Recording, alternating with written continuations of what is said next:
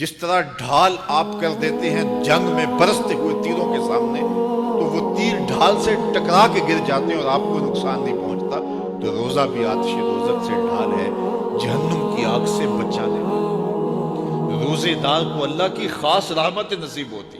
ایک حدیث میں آتا ہے کہ روزے دار کو دو خوشیاں نصیب ہوتی ہیں۔ ایک خوشی اسے تب ملتی ہے جب وہ روزہ کھولتا ہے، جب سارے دن کی بھوک اور پیاس کاٹنے کے بعد شام کے لمحے ہوتے ہیں اور پھر روزہ منزل تک پہنچتا ہے، تو کس مسرت اور خوشی اور سرشاری کے عالم میں روزہ دار ہوتا ہے کہ شکر ہے کہ اتنی لمبی اور اتنی سخت گرمی کے ماحول کی شدت کے باوجود اللہ تعالیٰ نے مجھے روح و منزل کیا۔ تو اس وقت ایک احساس اس کے ساتھ جڑا ہوتا ہے، اور پھر جب وہ ٹھنڈا اور میٹھا مشروب اپنے کام و دہن میں ٹپکاتا ہے اور وہ ٹھنڈا میٹھا مشروب اس کی رگوں کو تر کرتے ہوئے معدے کی طرف بڑھ رہا ہوتا ہے، اس کی زبان بولے نہ بولے دل اللہ کا شکر ادا کر رہا ہوتا ہے، اس کا ایک ایک عضو بدن رب کا شکرانہ ادا کر رہا ہوتا ہے۔ وہ ٹھنڈا اور میٹھا مشروب رگوں کو تر کرتا ہوا آگے بڑھتا چلا جاتا ہے، لیکن شکرانے کا وہ پیکر بن جاتا ہے۔ وہ ایک مسرت، ایک خوشی کا عالم ہوتا ہے کہ روزہ بھی نپ گیا، سارے دن کی تکلیف بھی کٹ گئی، اور اللہ نے مجھے افطار کے لمحوں تک پہنچایا۔ فرمایا روزے دار کو ایک خوشی تب ملتی ہے جب وہ روزہ کھولتا ہے، وَفَرْحَةٌ عِنْدَ لِقَاءِ رَبِّهِ، اور دوسری خوشی روزہ دار کو تب ملے گی جب روزے کے صلے میں اللہ اپنا دیدار عطا فرمائے۔ بنی آدم کے جتنے بھی عمل ہیں 10 سے لے کر 700 گنا تک اس کا ثواب اولاد آدم کو اس کا دیا جاتا ہے۔ جتنا گڑ ڈالو اتنا ہی میٹھا، تو بعض کو 10 گنا، بعض کو 70 گنا، بعض کو 100 گنا، بعض کو 700 گنا، تو 10 سے لے کر 700 گنا تک بندے کے اعمال کا صلہ دیا جاتا ہے۔ لیکن میرے حضور نے فرمایا لیکن روزہ جو ہے اللہ فرماتا ہے وہ میرے لیے ہے، اس کا اجر میں خود عطا کروں۔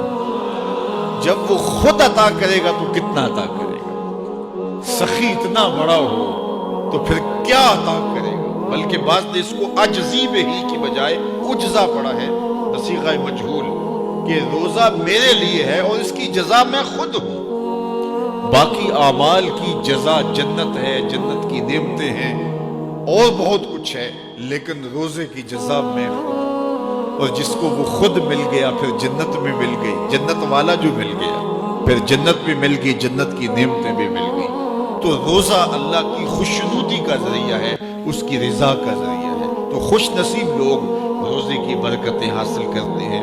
اور ایک روایت میں آتا ہے جب رمضان المبارک کا آغاز ہوتا ہے اللہ اہل ایمان کو، اپنے بندوں کو محبت کی نظر سے دیکھتا ہے، اور اللہ جس کو محبت کی نظر سے دیکھ لے پھر اسے کبھی عذاب نہیں دے گا۔ اللہ اکبر۔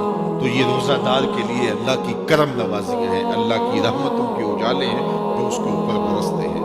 تو میں اور آپ اس ماہ انور کو، اس ماہ نور کو اس طرح سے گزاریں کہ ہمارے اندر کے پاپ دھل جائیں، ہماری غلاظتیں گناہوں کی مٹ جائیں، ہمارا سینہ صاف ہو جائے، ہم اہل ایمان کے لیے کشادہ دل ہو جائیں، ہمیں جو ہے وہ جھوٹ سے، تکبر سے، بخل سے، ریا سے اور دیگر امور بد سے اجتناب کرنے کی عادت پڑ جائے۔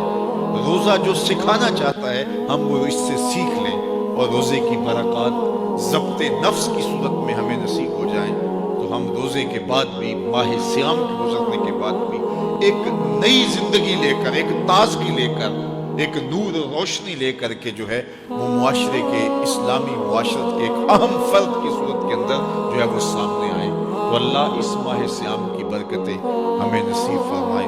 ہر سال مہینہ آتا ہے، گزر جاتا ہے، ہم پورا مہینہ بھوک کاٹتے ہیں اور پھر وہاں کے وہاں ہی کھڑے رہتے ہیں، تو پھر ہمیں سوچنا چاہیے، لیکن اگر تبدیلی آتی ہے تو پھر شکریہ ادا کرنا چاہیے۔ آج کی اس تاریخ میں ہم عزم کر کے اٹھیں کہ ہمارا یہ ماہ صیام ہماری زندگی میں ایک سنگ میل ثابت ہوگا، اور ہم ایک نئے باغپن کے ساتھ، نئے عزم کے ساتھ یہ مہینہ گزاریں گے اور ضبط نفس سیکھیں گے اس مہینے سے،